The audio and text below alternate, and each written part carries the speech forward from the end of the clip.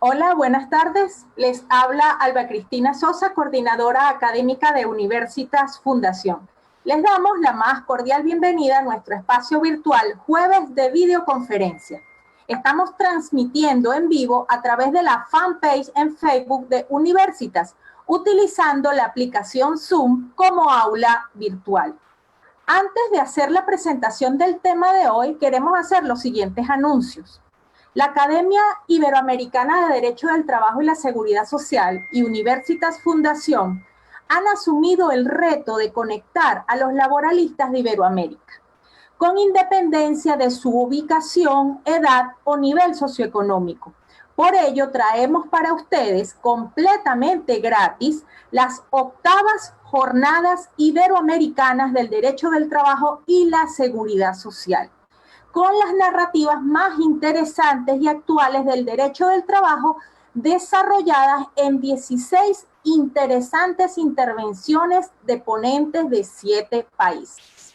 Para inscribirte de forma gratuita y tener acceso a estas jornadas completas en nuestra aula virtual, te invitamos a que ingreses a la página web de Universitas en la sección Jornadas y allí encontrarás el link de inscripción.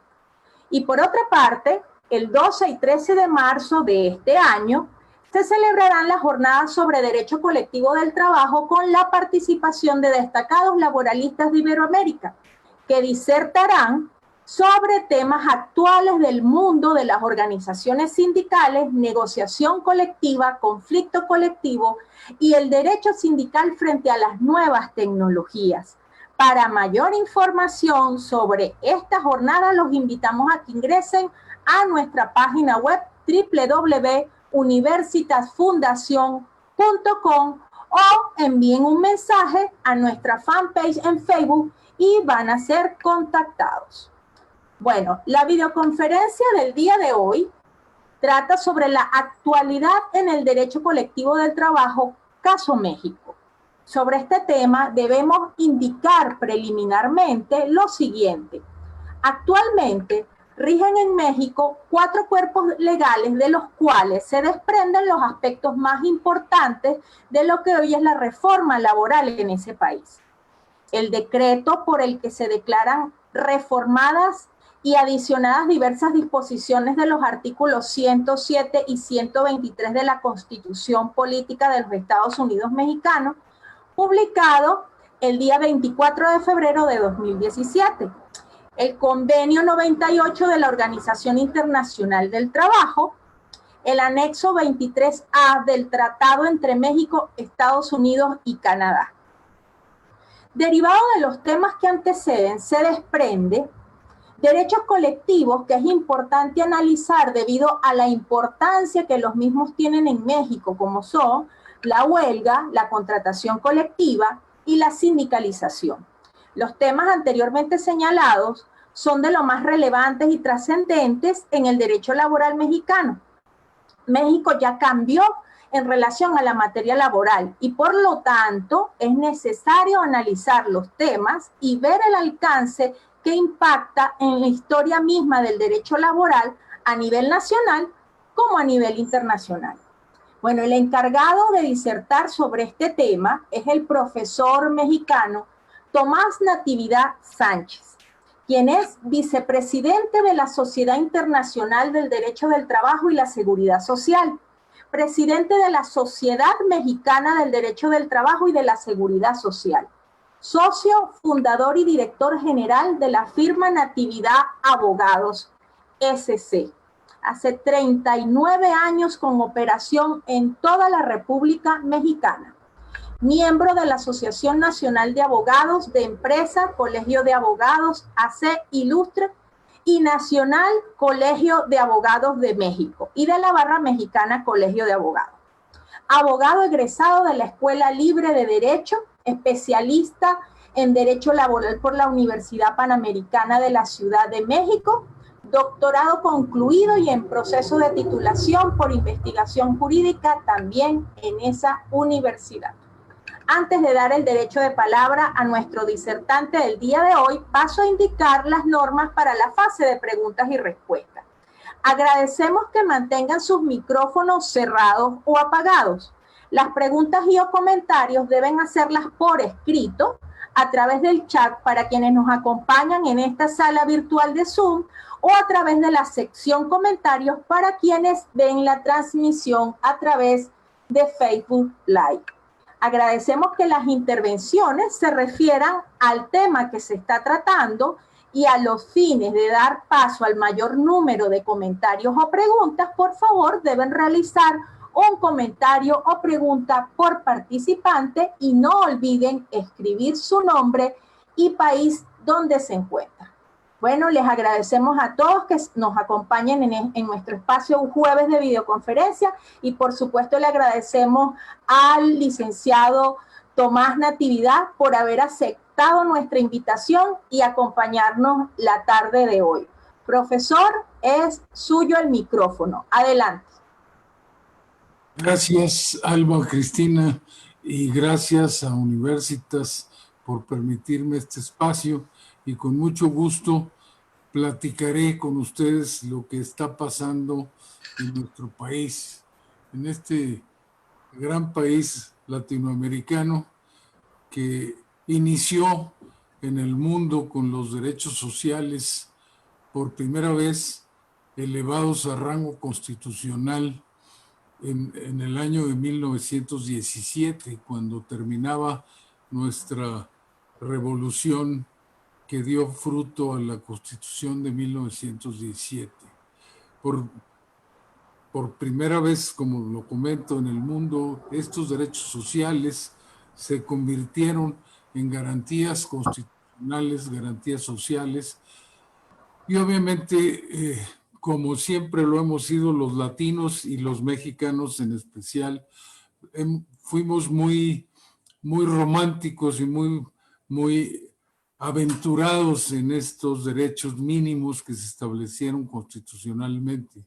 El país no estaba preparado, no había sindicalismo, salíamos de una revolución más bien campesina y en este artículo 123 constitucional nos consagramos derechos mínimos como la seguridad social, como la jornada máxima, como el tiempo extra, como los derechos de igualdad de género, desde esas épocas. Sin embargo, pues como le comento, el país no estaba preparado para ello. Y nos tardamos 14 años en manejar la materia laboral con carácter federal. Fue hasta 1929 en que se reforma nuestra Constitución y se le da carisma federal y establecimos a partir de esa fecha la negociación de la primera legislación federal del trabajo. Maestros muy importantes de la materia laboral y que fueron obviamente pioneros de esta materia en Latinoamérica, como Mario de la Cueva, como Néstor de Buen Lozano, establecieron y fijaron rumbos que muchos años sirvieron para mantener la línea del país. Sin embargo, como salía el país de una revolución social muy intensa, muy violenta, pues obviamente hubo pactos que establecieron las bases del derecho laboral. Sin duda, la reforma a la que se refirió ya Alba hace un momento, y estos 4 cuerpos legales que ahora rigen a México, pues han sido el cambio más trascendente que ha vivido el país desde 1917. La justicia laboral, los principios que la rigen y toda la estructura del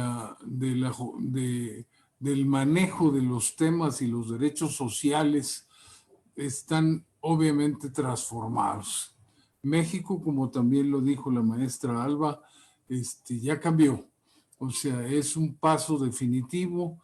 La reforma y el cambio que hemos aceptado como país en estos temas, pues nos va a hacer que nos metamos en todo lo que Latinoamérica está estudiando y el mundo está estudiando en la materia del trabajo.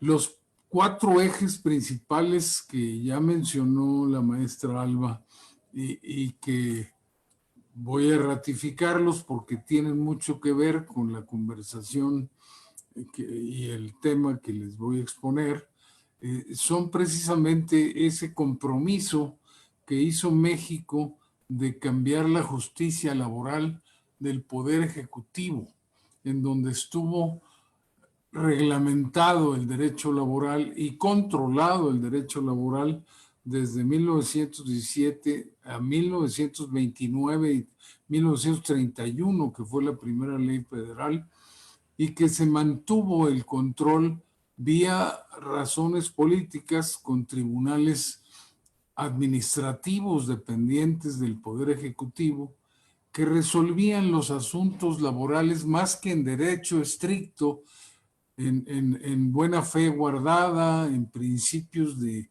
buena fe, de congruencia, de diálogo.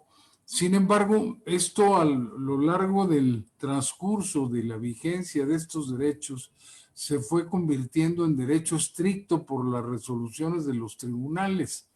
Y esto fue desvirtuando los principios básicos que existían.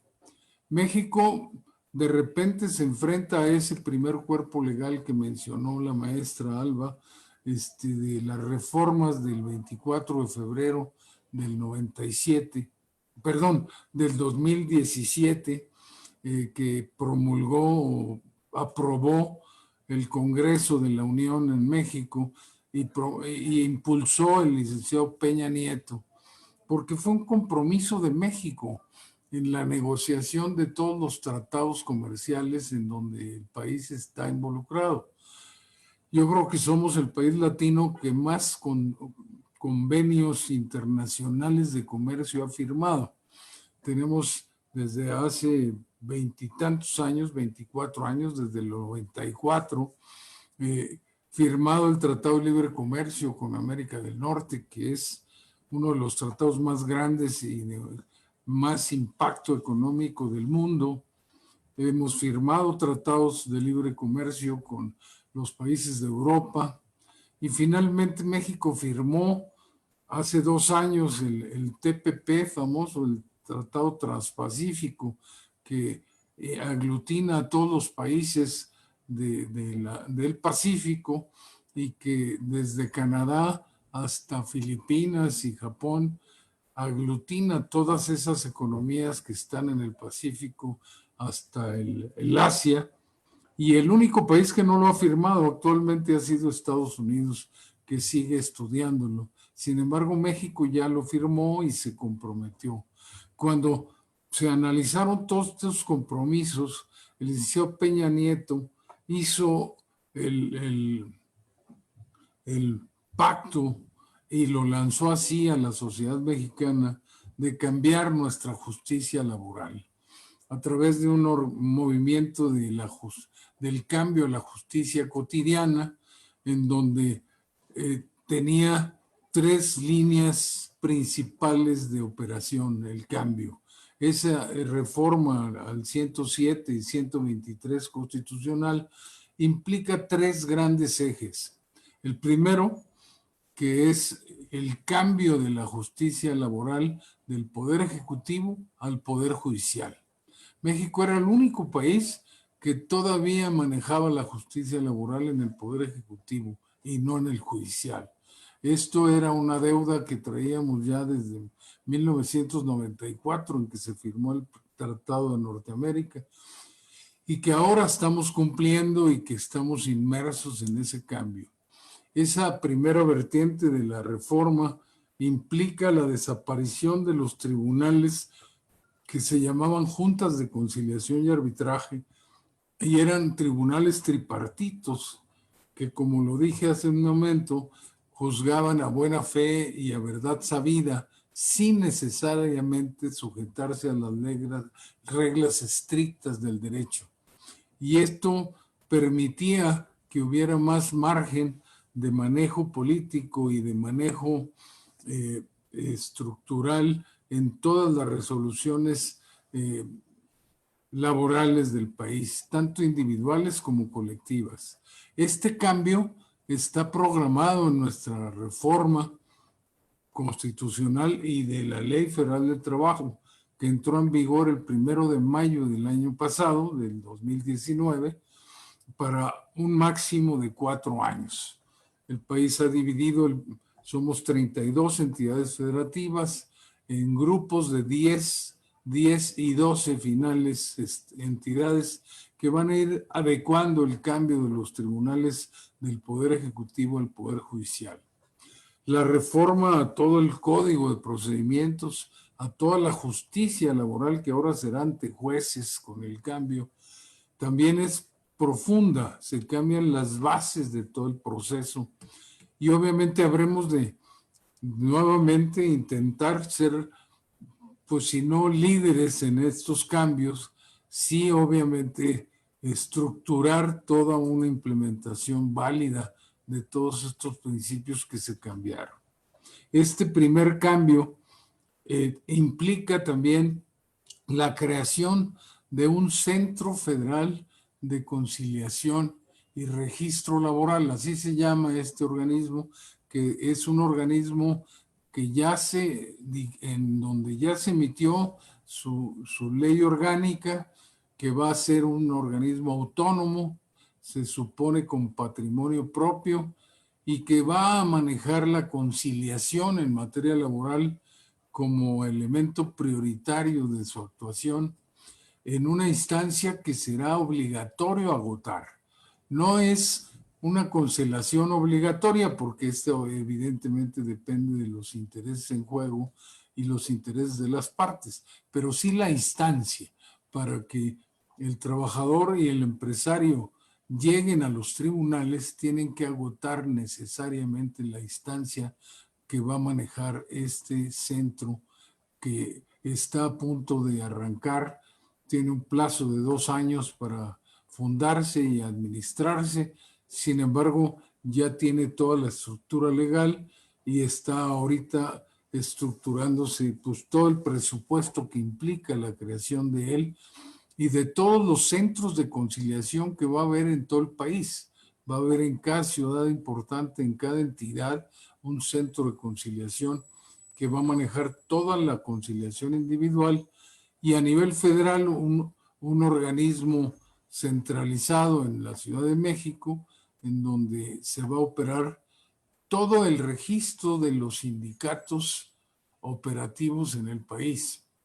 Un cambio verdaderamente de una trascendencia enorme, que van ustedes a observarnos todo lo que ello implica, porque está basado en cambio de reglas bien importantes que durante 87 años le dieron al país una paz laboral que le permitió tener el desarrollo industrial que logramos. Somos la 13ª o 9ª o 15ª economía, nos sitúan dependiendo de las calificadoras en esos números. Sin embargo, para llegar a esos niveles económicos, pues implicaba haber desarrollado toda una planta industrial que es enorme, que es verdaderamente importante y que existe actualmente y que estamos obviamente preocupados porque subsista y crezca. Estas reglas que nos dimos en 1931 en la primera ley federal establecieron y regularon esos 3 derechos que mencionó la maestra Alba con toda precisión: el derecho de huelga, el derecho a la contratación colectiva y el derecho a la sindicación. Durante 87 años funcionaron con criterios de diálogo, de administración desde el Poder Ejecutivo, y permitieron que el país no se enfrascara en movimientos de huelga sin control, en movimientos de sindicalización desordenada. Y aquí juegan mucho la reglamentación de estos derechos que tenemos en México. El derecho de huelga de México es uno de los más agresivos de toda la OCDE también, para poder situarlo en algún mundo de concentración de países que están en vías de desarrollo o desarrollados, porque es agresivo. O sea, en México la huelga yo le llamo, es un derecho revolucionario, porque primero se fusila y luego se averigua si existe o no causa. Una vez cerrada la empresa y suspendidas las labores, porque la huelga es la suspensión jurídica de los efectos de la relación de trabajo. Se suspenden la obligación de trabajar y la obligación de prestar el servicio y la obligación por parte del patrón de pagar los salarios. Este efecto enorme de la huelga es por todo el tiempo que la huelga dure. Solo es calificable en cuanto a su fundamentación o su calificativa de existencia o no por parte del patrón o de un tercero en las 72 horas primarias. Después de las 72 horas se declara legalmente existente y ya no puede ser sometida a la calificativa de culpa, como le llamamos acá, la imputabilidad de la huelga, si no es a petición sindical. Esas eran las reglas anteriores que también cambiaron.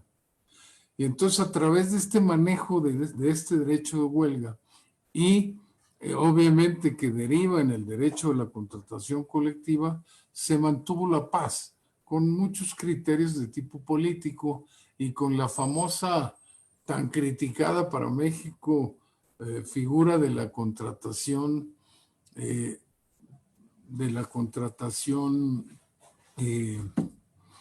de protección o de no aplicación, como debería de llamarse, porque la mayoría de las empresas firman este tipo de contratos que no aplican, no porque se vayan a violar derechos, sino para no estar siendo extorsionado por sindicatos que usan este derecho radical de huelga para obtener lucros indebidos. Entonces la empresa firmaba este tipo de documentos para poder trabajar en paz sin ser agredida con una suspensión legal que es la huelga. Esta figura que funcionó a través de otra regla final, que es la sindicalización, permitió esta paz laboral tantos años. En México, pues, todos tenemos derecho a la huelga, pero para tener derecho a la huelga se necesita ser sindicato. En México, todavía. Y para ser sindicato, el Estado debería de dar el registro sindical y permitir el ejercicio de este gran derecho de huelga, que está y sigue intocado. Solamente fue modificado en este último cambio en cuanto a la huelga por firma de contrato, que en donde ya se va a exigir una minoría calificada para poder ejercerlo, y esto significa que va a empezar a terminar con la necesidad de este tipo de contratos tan criticados que normalmente no conocían los trabajadores.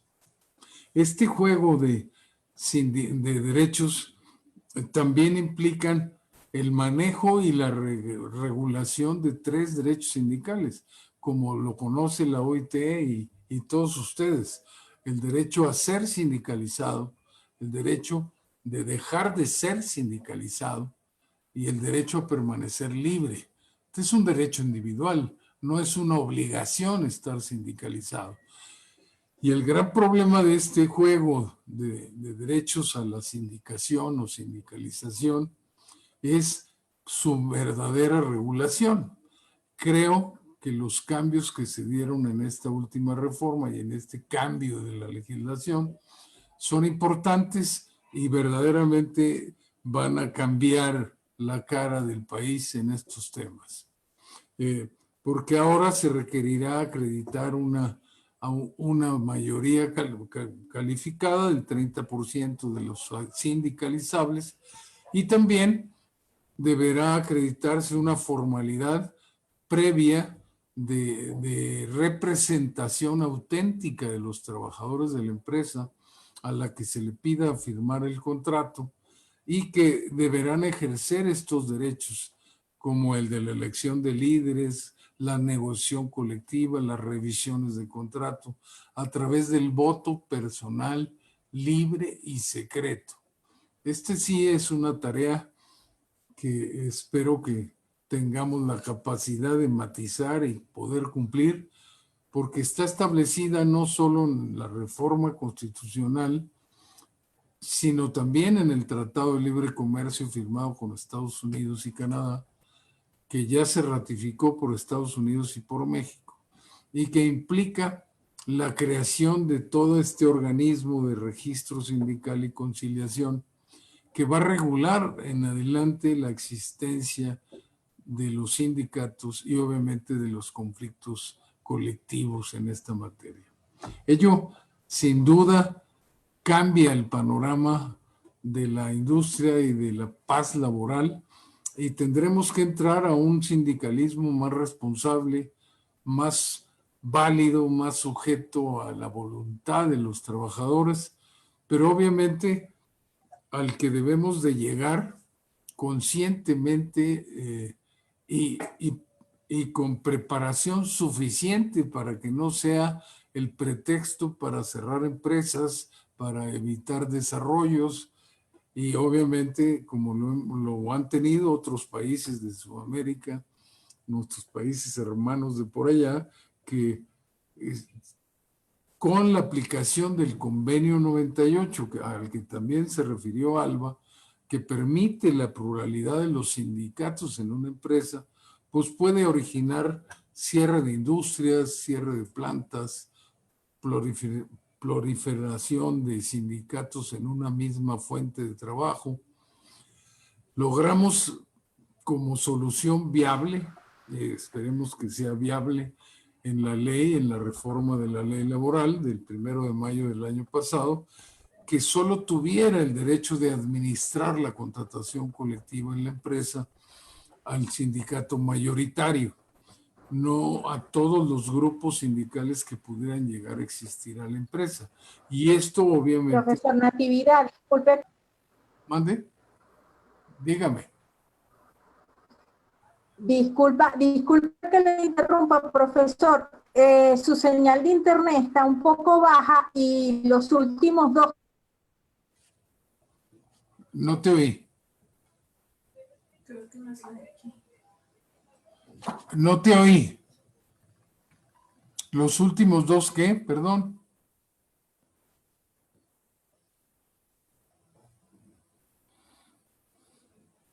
No te oigo nada.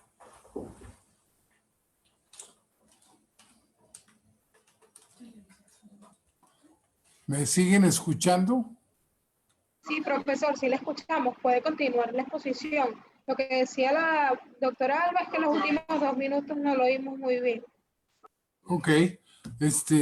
Estaba yo concretando que este derecho al voto personal libre y secreto y a los tratados que México ya firmó y ratificó y a los compromisos que México adquirió de cumplimiento de esta nueva justicia laboral ante jueces laborales especializados y los compromisos de transparentar toda la contratación colectiva del país y fomentar o permitir el voto libre y secreto en todos los eventos sindicales de la actualización de toda la contratación colectiva del país, pues obviamente nos está metiendo en todo un proceso de cambio y un proceso de enfrentamiento a estas nuevas reglas.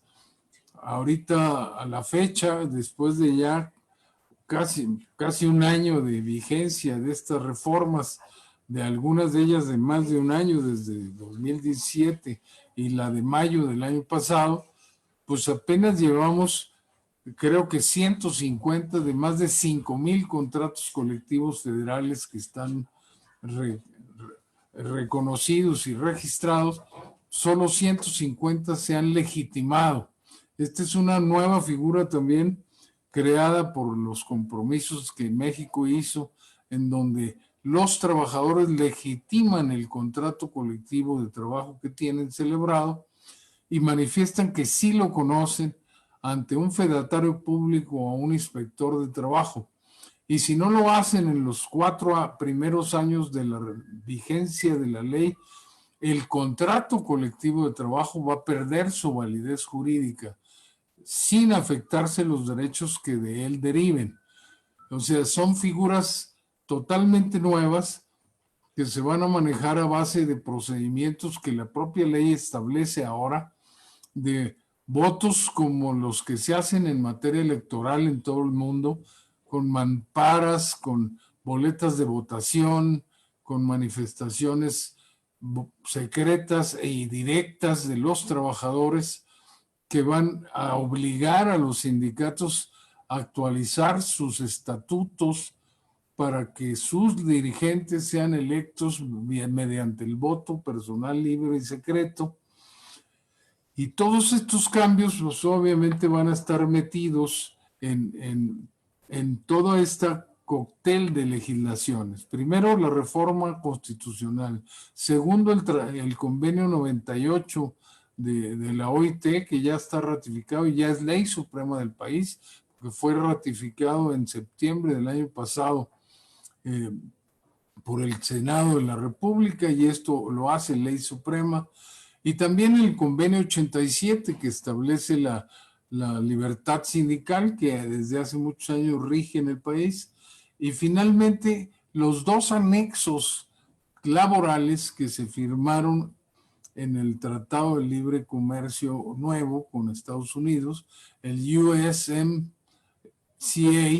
o TEMEC, como se le llama en México, Tratado Nuevo, que ya ratificó Estados Unidos y México, que tienen 2 anexos. Uno, el anexo 23A, que reglamenta todos estos derechos, la constitución del organismo independiente, el cambio de los tribunales, las nuevas reglas de libertad sindical y todo lo que he mencionado antes, pero también establece otro anexo que acabamos de firmar hace 2 meses, relativo a la solución de controversias que nuestro vecino Estados Unidos nos exigió como país para que se vigile el cumplimiento en las empresas de esta libertad absoluta de los trabajadores que van a tener ahora, van a adquirir, de manifestarse en la elección de sus líderes, en la revisión de sus documentos colectivos, en la revisión de sus contratos colectivos y obviamente en conflictos intergremiales para el cambio de representatividad entre los sindicatos o la terminación de los mismos contratos colectivos.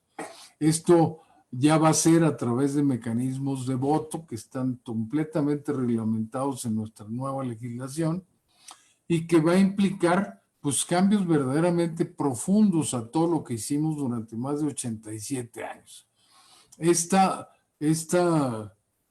modificación a nuestra legislación y a nuestro mundo laboral pues va a estar sujeta y observada por todos ustedes y obviamente los que estamos involucrados en esta materia en México y nos dedicamos a esta materia que tanto amamos y queremos, pues estamos preocupados porque es un cambio de 100 grados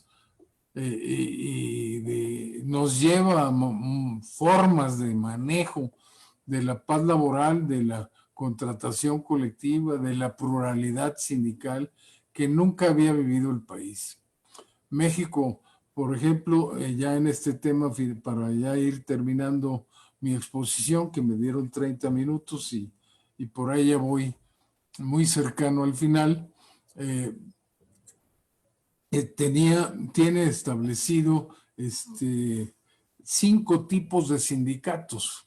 No es igual que nuestro vecino de Estados Unidos o de Canadá, que tienen sindicatos de rama industrial. Nosotros teníamos 5 tipos sindicales, que era el gremio, los trabajadores de una misma profesión u oficio, el sindicato de empresa, que son los trabajadores de una sola unidad de producción o distribución de bienes y servicios, como se define a la empresa en la legislación laboral, de industria, de determinada rama industrial que solo operaba en ciertas zonas del país, estos mismos llevados a todo el país, los nacionales de industria, y un final sindicato de oficios varios que desde hace mucho no debería existir porque era diseñado para municipios del país donde no hubiera 20 trabajadores de una misma profesión o oficio. Sin embargo, el cambio que implicó la reforma también implica una total apertura en estos tipos de sindicatos. Los trabajadores ya van a tener libertad de dedicarse a la actividad que quieran y a la rama que quieran. Nomás basta que lo acuerden así. Y obviamente, si ustedes analizan la pluralidad sindical, esta libertad plena de actividad y de giro o de ramo industrial al que puedan dedicarse, pues puede, ojalá no pase, crear un clima de enfrentamientos y de violencia entre todos los grupos sindicales, porque quiérase que no, el sindicalismo llamado corporativo de México es muy grande, es muy fuerte, es muy respetable y opera. No solo firma contratos de protección, sino contratos realmente operativos y vigentes. Y también el empresariado nacional está aglutinado, representado, organizado en los diferentes centrales empresariales, cámaras de comercio, de industria, Coparmex, que es un sindicato de patrones o de empleadores, agropecuarios, banqueros, financieros, todos aglutinados en el CCE, que me tocó a mí presidir 17 años en su comisión laboral, y obviamente por ello estuve manejando todos estos cambios y estas reformas durante cerca de 30 y tantos años por el sector privado. Por eso me atreví a compartir con ustedes todas estas experiencias y analizar este cambio con ustedes. Yo creo que ya llegué al término. No sé, Alba, maestra, si así es o qué hago. Así es, profesor. Cumplido exactamente el tiempo otorgado para su exposición. Muchísimas gracias por esa información, por esa exposición. Ahora vamos a pasar a la fase de preguntas y respuestas o comentarios que nuestros participantes ya han realizado a través del chat de esta sala virtual y a través de Facebook. Voy a la lectura de la primera pregunta que hace uno de los participantes que se encuentra aquí en Zoom.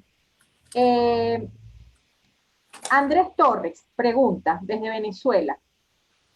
Muy a pesar de que el gobierno de Peña Nieto fue el que construyó esta reforma de la que usted comentó, que bajo mi apreciación es muy parecida a la venezolana, ¿no le preocupa que a la final la política de Estado del actual presidente lleve una desviación de los trabajadores que afecte la productividad de las empresas mexicanas?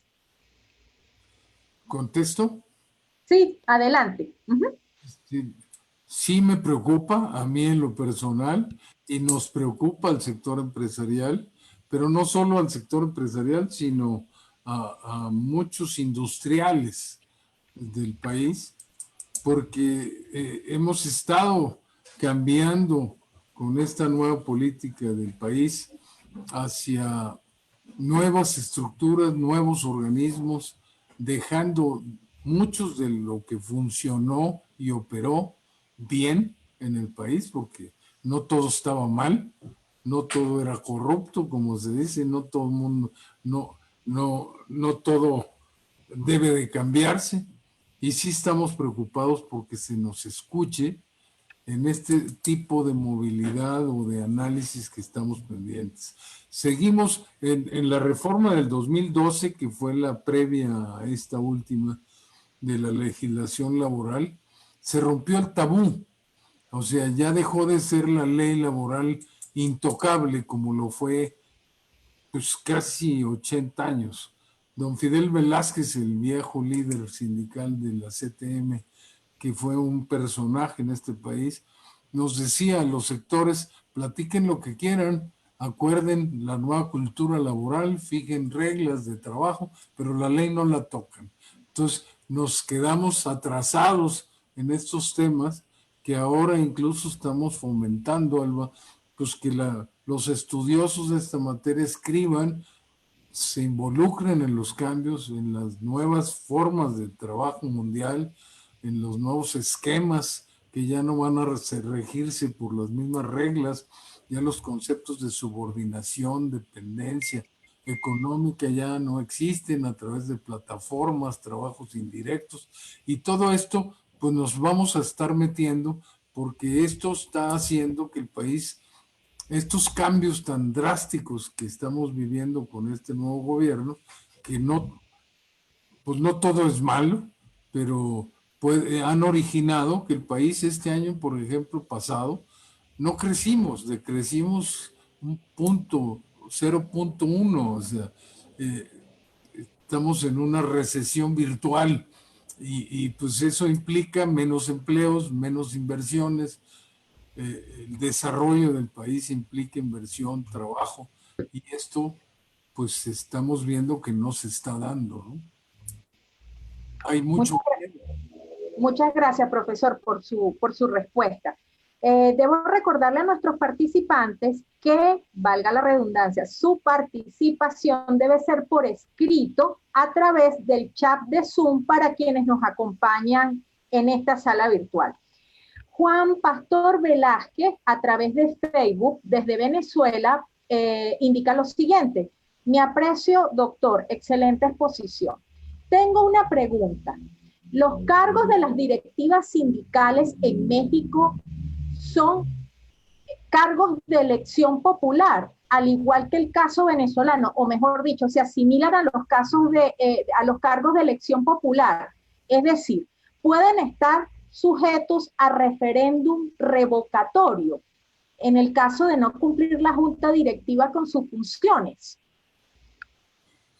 Pues hasta antes de todo este cambio legal que me he atrevido a relatarles, las reglas las fijaba el convenio 87 de la OIT, que como ustedes saben establecen que el Estado no debe meterse en la vida interna de los sindicatos, que los sindicatos, que son personas morales con personalidad propia, con patrimonio propio, y que tienen un trato incluso fiscal especial en el país, se regían por sus estatutos y cada sindicato decidía cómo elegir a sus dirigentes, si podían estos ser reelectos o no. Por eso tenemos casos de dirigentes sindicales que tienen pues 30 y tantos años, 40 años dirigiendo sus organismos sindicales. Y esto, si bien no está prohibido en la reforma, sí obviamente se está forzando a los sindicatos a que cambien sus estatutos y obviamente ya en las próximas elecciones y en los próximos dirigentes de esos organismos sean electos a través del voto personal libre, secreto y directo. Directo es obviamente no se puede a través de delegados. Nomás imaginen ustedes sindicatos que tenemos aquí en el país y de más tamaño incluso, de 400,000 personas, de 1,000,000 y pico, como es el educativo, 460,000, que es el sindicato del Seguro Social.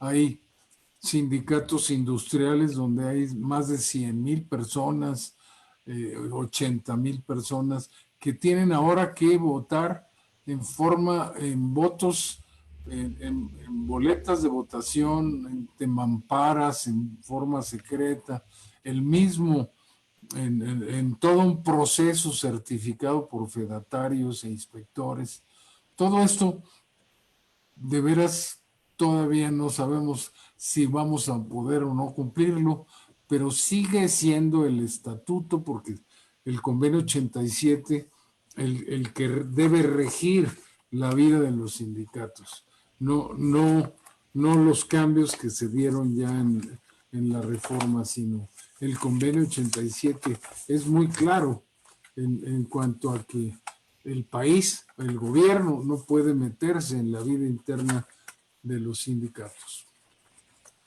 Muchas gracias, profesor. Por acá hay otra pregunta que hacen a través de Facebook. Jessica Martínez indica lo siguiente.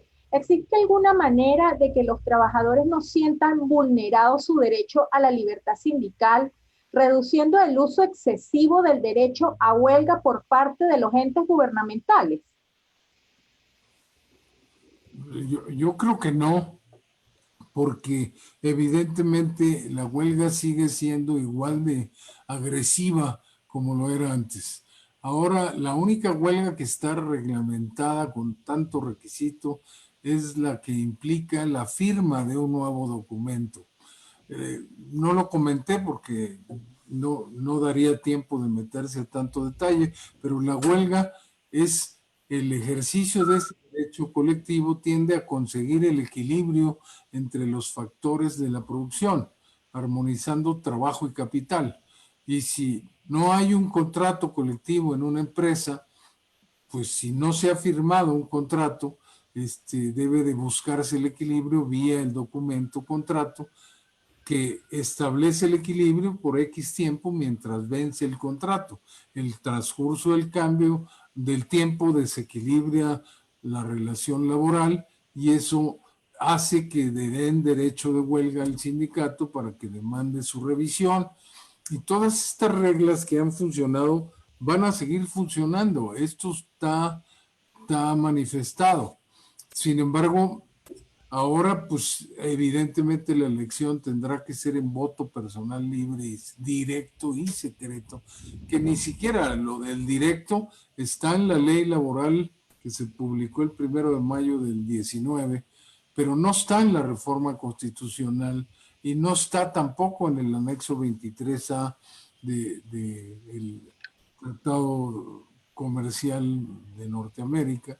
Y obviamente fue más allá la ley. Habremos de ver si esto puede operar o no. Lo discutimos mucho con nuestro cliente principal, que son los Estados Unidos de América. Gran parte de la economía, más del 80 y tantos %, depende de Estados Unidos, es nuestro cliente principal, y obviamente los sindicatos americanos metieron mucha mano en estos cambios porque piensan indebidamente, porque no es cierto, que las empresas que se cierran en Estados Unidos se abren en México. Y esto no es cierto. La verdad, los empleos que se han perdido o fábricas que se cierran en Estados Unidos se cierran por el cambio de la naturaleza del trabajo, por la robótica, por la tecnología, y no porque se abran en otro país. Empresas que se mueven de países para bajar costos, eficientar, y lo van a seguir haciendo. Si no se abren en México, se van a abrir en cualquier otro país, de Europa, de América, de Caribe, de no sé. Gracias, profesor. Por acá nos pregunta Osvaldo, no indica el país, me imagino que es de México, nos acompaña aquí en Zoom, nos indica lo siguiente. En la reforma laboral se agregó la posibilidad de que los patronos puedan someter el conflicto de huelga a la resolución del Tribunal Laboral. Sin embargo, resulta relevante señalar que este derecho de los patronos solo se podrá ejercer después de 60 días que haya durado la huelga. ¿Qué opinión le merece al respecto? Pues es un avance, maestra Alba, es un avance porque hasta antes de esta reforma, la huelga declarada existente, que es una figura, la huelga en México puede ser calificada de tres formas jurídicamente: existente o inexistente legal. porque se da de facto. Primero se estalla y luego se averigua si hay fondo, forma y mayoría, hasta después de cerrada la empresa. Entonces, la primera calificativa es eso que cerró la empresa y suspendió labores, ¿es o no legalmente válido o existente? Esa es la primera y esa dura 72 horas en decretarse, o por ministerio de ley, o por petición del patrón, o de un tercero afectado, dueño del inmueble, de la maquinaria, de lo que sea. Esta calificativa es la primera. Ya declarada existente hasta antes de esta reforma, nadie podía someterla a la culpa, que era la siguiente calificativa, quién fue culpable de la huelga, sino el sindicato, no los trabajadores ni siquiera, el sindicato. Se abrió la posibilidad de que en 60 días se califique, el término que es excesivo. Ninguna empresa operativa y en comercio y en actividad industrial aguanta 60 días cerrada. Pierde mercados, termina quebrada, pierde toda la oportunidad de subsistir. Hay empresas o ramas industriales que pueden aguantar 60 días o años, como las mineras, porque pues los minerales ahí siguen y cuando se abren las empresas pues se vuelven a operar, pero las empresas industriales o comercios o negocios pues no, difícilmente aguantan 60 días, pero se logró ya la calificativa obligatoria si lo puede pedir el patrón o un tercero. Por lo menos es un avance. No fue obviamente suficiente. Nosotros presentamos que durara 15 días la posibilidad de que las partes solicitaran la calificativa. Y la última calificativa es la ilicitud, cuando hay violencia mayoritaria de los huelguistas en el estallamiento o manejo de la huelga. Pero esta calificativa casi no se da. Hay muy pocos precedentes de la misma. A mí, curiosamente, me tocó manejar un tiempo. Muchas gracias, profesor. Por acá comenta Matilde del Hoyo, quien se encuentra aquí en Zoom. Es una delicia escucharlo. Muchas gracias por su exposición. Jorge Cutia Villegas, desde México, indica lo siguiente. Buena tarde, estimado maestro Tomás.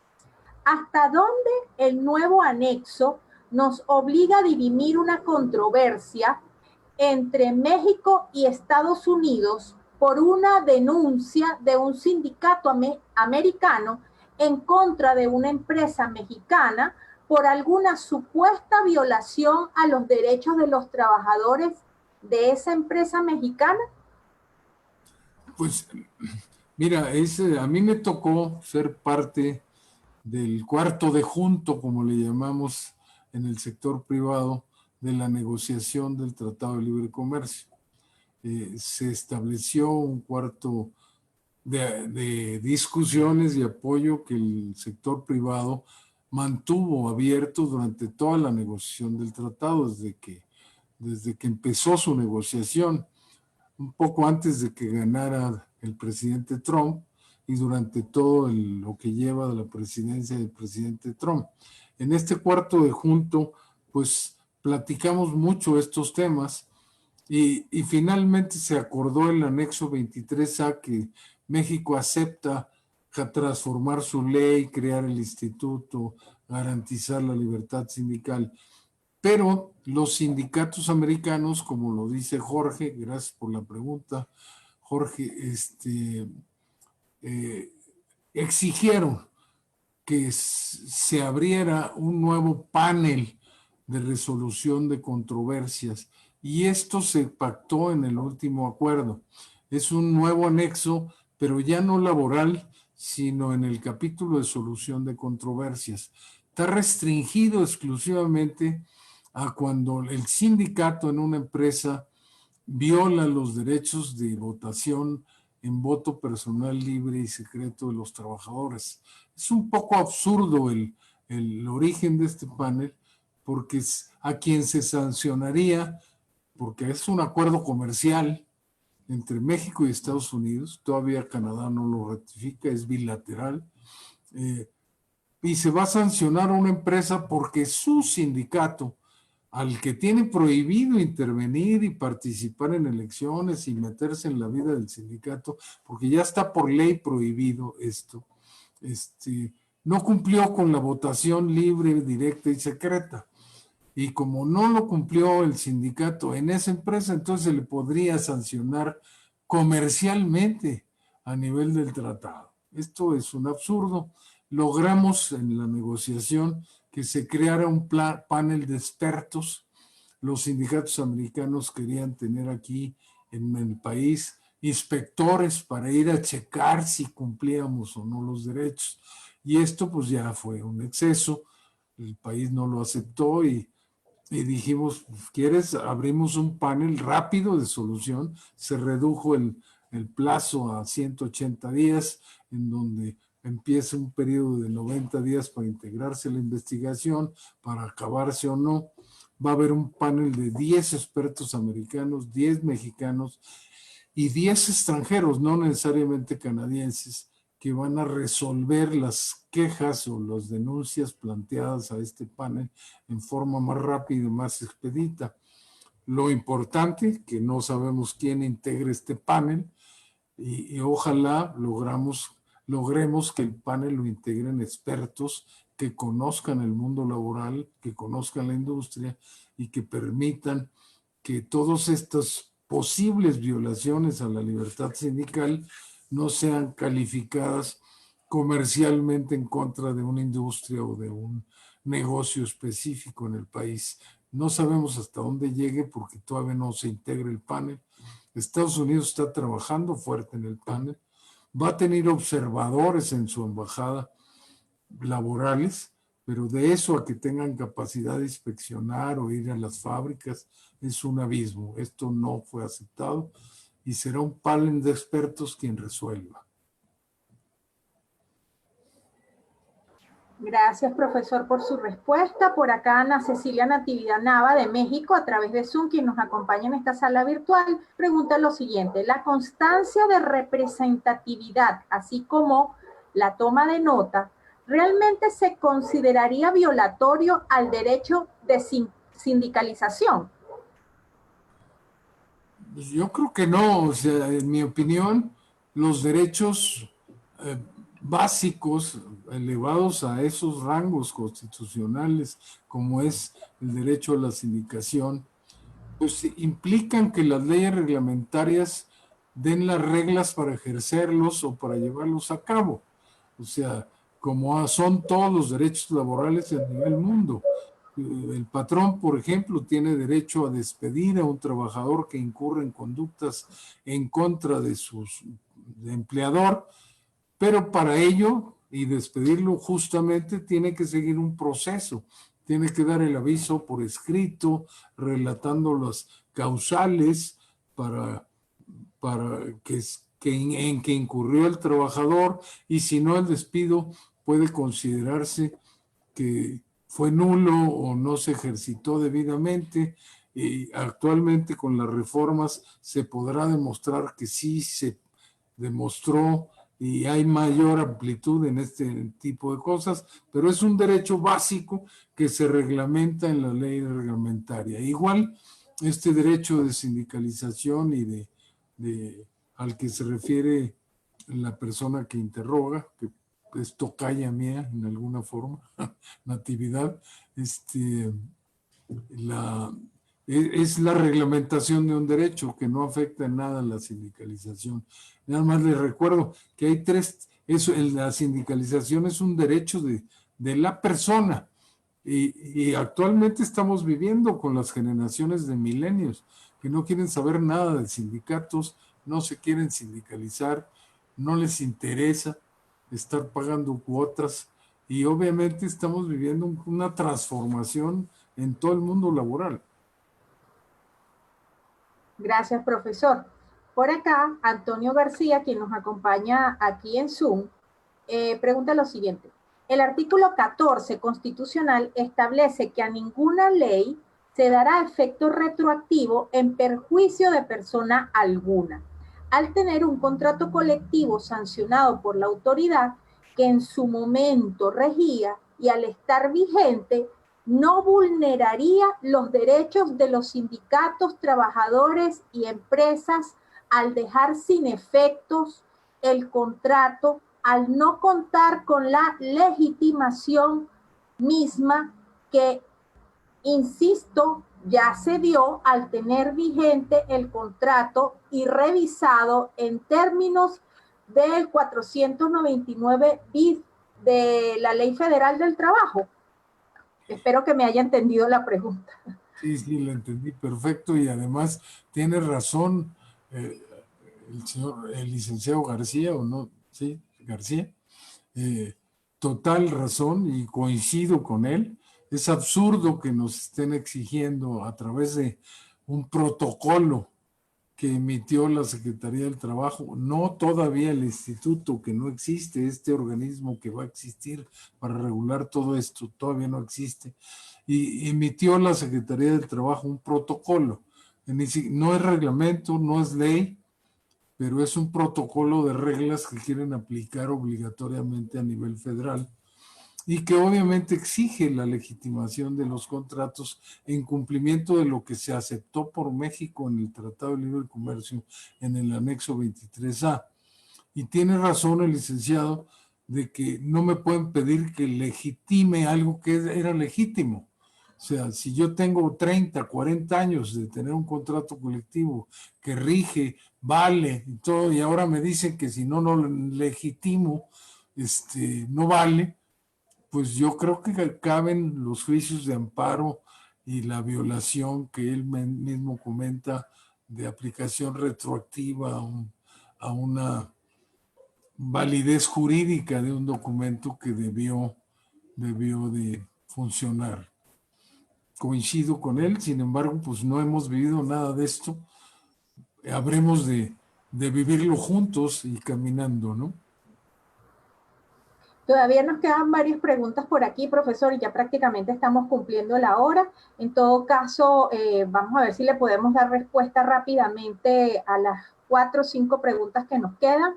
Doy lectura a la siguiente. A través de Facebook, Gons Amar, ¿cuándo empezarán de manera oficial las labores en el Centro Federal de Conciliación y Registro? Y bien, ¿en qué momento serán reconocidos la legitimación de los contratos? Pues, ¿cuándo empezarán? Pues el organismo debe de estar constituido y operando en los próximos 2 años, o sea, de vigencia de la ley. O sea, ya llevamos 1 año, debería de ser 1 año más. Sin embargo, la Secretaría del Trabajo ha adoptado todas las facultades de ese organismo que todavía no existe. Ese es el lapso que está, hay toda una reglamentación transitoria en donde se va a empezar a operar el cambio en ese tiempo. No capté la última parte de la pregunta. Ya se la indico, profesor.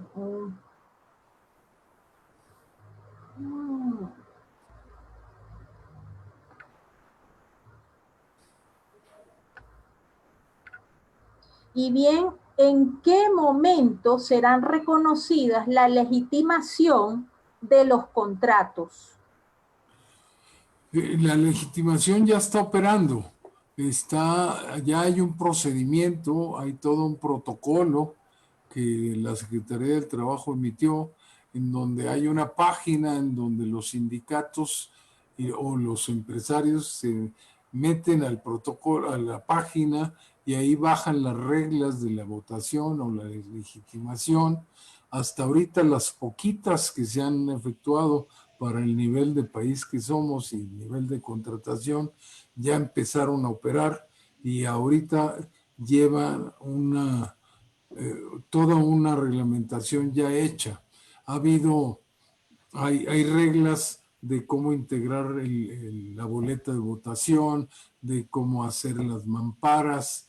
Se está pidiendo, hay un convenio de colaboración con el INE, que es el Instituto Nacional Electoral, que en años no electorales pues no tiene nada que hacer, ahí tiene mamparas, incluso colabora aportando este tipo de cosas, porque todos estos procesos implican costos grandes, no solo de interrupción de las operaciones de las empresas, sino de tiempo eficiente.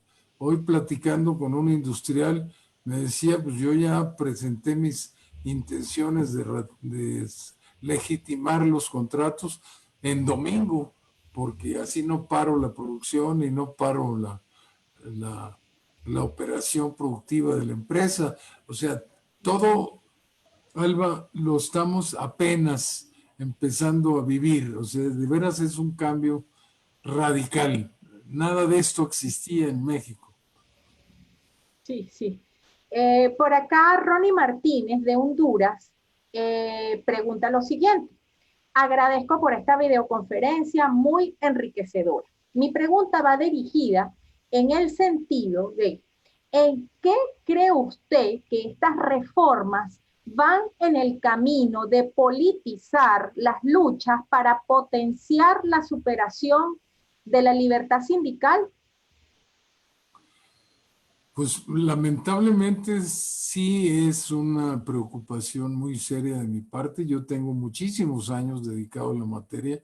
Como les comentaba, duré 37, 38 años representando al sector privado en todas estas reformas y sigo involucrado en las mismas.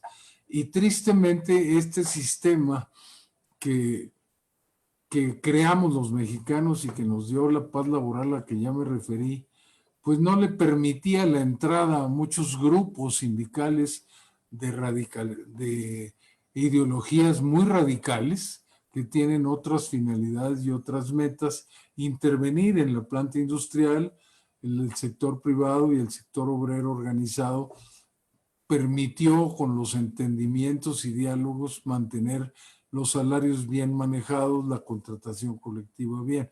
Pero esta apertura enorme que se está dando ya generó ahorita, por ejemplo, hay 7 o 10, entre 7 y 10 movimientos sindicales ya, y de ellos 4 o 5 son radicales y andan operando en todo el país buscando ver en dónde hacen algún conflicto o en dónde se pueden meter o a quién reclutan.